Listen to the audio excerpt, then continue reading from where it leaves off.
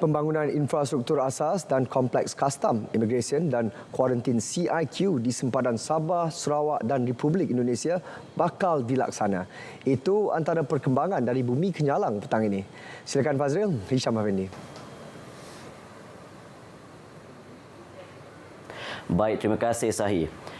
Pembangunan infrastruktur asas dan kompleks kastam, imigresen dan kuarantin CIQ di sempadan Sabah Sarawak dan Republik Indonesia masih dalam proses permohonan jabatan dan agensi terlibat. Menurut Timbalan Perdana Menteri Datuk Seri Fadilah Yusof, Perdana Menteri Datuk Seri Anwar Ibrahim dijangka mempengerusikan mesyuarat dalam minggu ini mengenai peruntukan kerajaan persekutuan berjumlah RM1 bilion untuk kemudahan tersebut. Dana tersebut yang diumumkan pada Januari tahun lalu belum dipohon sepenuhnya oleh kementerian terlibat. Ibu Kota Nusantara katanya pasti memberi kesan kepada Sabah dan Sarawak yang perlu bersedia dari segi infrastruktur. Saya kira di Sarawak, di Sabah khususnya kena tingkatkan skala kemudahan. Sebab sudah pasti sekarang ini pun ramai yang datang. Pelancong-pelancong dari sebelah sana datang sama ada untuk melancong, untuk tujuan kesihatan, untuk tujuan pendidikan. Dan kalau kita wujudkan ruang ini sudah pasti ianya akan mendapat limpahan daripada apa saja yang datang daripada sebelah sana. Beliau berkata demikian pada majlis pelancaran dan pelepasan konvoi kembara Merdeka Jalur Gemilang peringkat Sarawak bersempena sambutan Hari Kebangsaan dan Hari Malaysia di Pusat Konvensyen CIDB Kuching. Sementara itu, berucap pada majlis sama, Datuk Seri Fadilah Yusof menyeru rakyat negara ini untuk mengibarkan jalur gemilang di tempat kediaman serta premis-premis perniagaan dalam menyemarakkan semangat cintakan negara. Jalur gemilang bukan hanya perlu dikibarkan pada bulan kebangsaan sahaja, malah kibarannya di premis dan tempat tinggal seharusnya menjadi kewajipan. Dengan semangat patriotisme dan cintakan negara yang tinggi menjadi kunci dalam membangunkan negara. Dalam pada itu, beliau menggesa semua rakyat bersatu padu mengetepikan tomahan dan hasutan berbau perkauman dan agama kerana asas perjuangan rakyat yang merdeka adalah memperjuangkan keamanan dan keharmonian semua lapisan masyarakat. Pada majlis itu, beliau turut melancarkan pelepasan konvoi kembara Jalur Gemilang yang disertai 100 peserta dengan 67 kenderaan dengan meneruskan kembara bermula di Kuching hingga Padawan. Program anjuran Jabatan Penerangan Sarawak itu turut diserikan dengan mini karnival komuniti madani serta jualan rahmah. Atlet Sarawak yang memenangi pingat emas pada Sukan Malaysia, Sukma Sarawak bakal menerima insentif. Premier Datuk Patinggi Tan Sri Abang Johari Tun Openg berkata, perbincangan akan dibuat pada mesyuarat Kabinet Sarawak akan datang dan bentuk insentif akan diumum selepas itu. Keduanya ialah untuk atlet Sarawak, kita berharap mereka akan dapat deliver impian kita. Kalau boleh Sarawak menjadi champion dengan pungutan emas, tingkat emas yang terbanyak. Dan saya juga mengucap terima kasih kepada para pelatih yang telah melatih atlet kita, di mana kita juga sanggup menghantar mereka ke luar negara untuk latihan. Beliau berkata demikian kepada pemberita selepas menyampaikan amanat kepada atlet Sarawak pada majlis penyerahan bendera Ibu Pertiwiku kepada Ketua Kontijen Sarawak sempena Sukma Sarawak di Kuching. Sukma Sarawak akan berlangsung bermula 17 hingga 24 Ogos dan Sarawak menghantar 817 atlet yang bertanding dalam 488 acara. Pengambilan khas guru sekolah rendah dan menengah bagi menampung kekurangan guru di Sarawak merupakan langkah yang strategik dalam menyelesaikan isu tersebut. Ahli Dewan Undangan Negeri Adun Pakan Tan Sri William Mawan Ikom berkata, keperluan guru-guru di Sarawak amat mendesak pada masa ini bagi mendidik anak-anak di luar bandar dan pedalaman bagi memastikan mereka tidak ketinggalan dalam pembelajaran.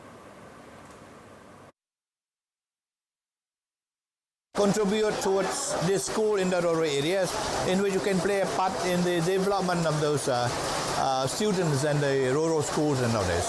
So these two things is quite crucial when you look at this intake, which I think is a very good step, very correct step forward in terms of bridge the gap between the need for those extra teachers in rural areas and also this current intake. Tambahnya, dengan adanya pengambilan khas ini juga dapat memberi peluang kepada anak-anak Sarawak berkhidmat di negeri sendiri. Sehubungan itu, semua lepasan ijazah sarjana muda dengan atau tanpa diploma atau ijazah pendidikan wajar mengambil peluang ini dan mengisi kekosongan yang ditawarkan tersebut. Beliau berkata demikian kepada pemberita semasa hadir pada program Santai Bersama Rakyat di Rumah Panjang Dres Samatu, Batu 3, Jalan Entabai, Pakan. Buat julung kalinya, Bintulu dipilih sebagai lokasi penganjuran Petronita Orchid Run and Ride, anjuran Persatuan Isteri-Isteri dan Kaki Tangan Wanita Petronas Petronita. Program itu diadakan bersempena dengan sambutan ulang tahun ke-50 Petronas. Pengerusi Petronita Sarawak, Mary Disu berkata selain mempromosikan gaya hidup sihat, program itu menjadi platform bagi mengumpul dana untuk pelbagai tujuan amal di Malaysia. Jelasnya pada kali ini, Petronita mengumpul dana untuk 4 buah badan kebajikan di Sarawak. Objective of this Orchid Run and Ride this year is to promote healthy lifestyle.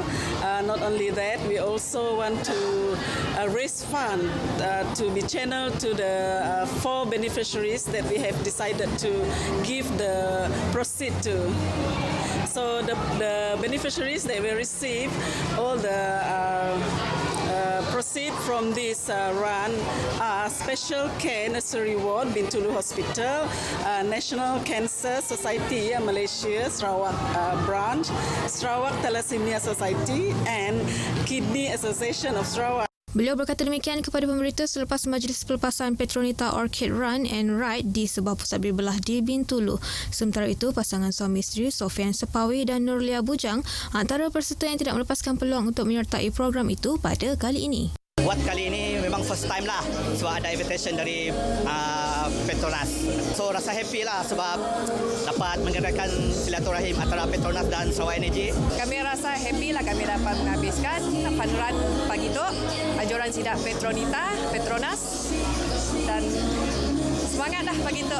Banyak lagi partisipan yang lain sama turut serta. Seramai 2,500 peserta yang terdiri daripada orang awam, pegawai dan kaki tangan Petronas menyertai acara larian sejauh 5 dan 10 km serta acara berbasikal sejauh 12 km. Dalam pada itu berucap pada majlis sama, Ahli Dewan Undangan Negeri Adun Jepak Iskandar Turki berkata aktiviti sukan seperti larian dan berbasikal dapat memupuk amalan gaya hidup sihat dan seimbang dari segi fizikal serta mental. Selain itu, aktiviti seperti ini dapat membentuk integrasi kaum, membina semangat perpaduan, mengeratkan perhubungan dan rasa kekitaan di kalangan kita semua. Bintulu telah menjadi lokasi ketiga persinggahan Petronas 50 Homecoming Torch selepas Miri dan Sibu.